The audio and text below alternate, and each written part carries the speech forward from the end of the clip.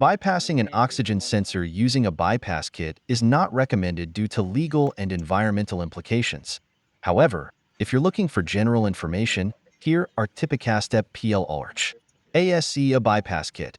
Obtain a specific bypass kit designed for your vehicle's safety precautions. Ensure the vehicle is parked on a flat surface, the ignition is off, and you've disconnected the battery to prevent any electrical issue. Locate S. The oxygen sensor. Find the oxygen sensor in the exhaust system, usually located before the catalytic converter. Disconnect the oxygen sensor. Carefully unplug the sensor's electrical connector. Install the bypass kit. Follow the instructions included with the kit to connect it in place of the oxygen sensor. This may involve using adapters or specific wiring. Reconnect electrical components. Reconnect any electrical connectors as per the kit instructions. Reinstall exhaust components. If you removed any parts of the exhaust to access the sensor, reinstall them. Reconnect the battery.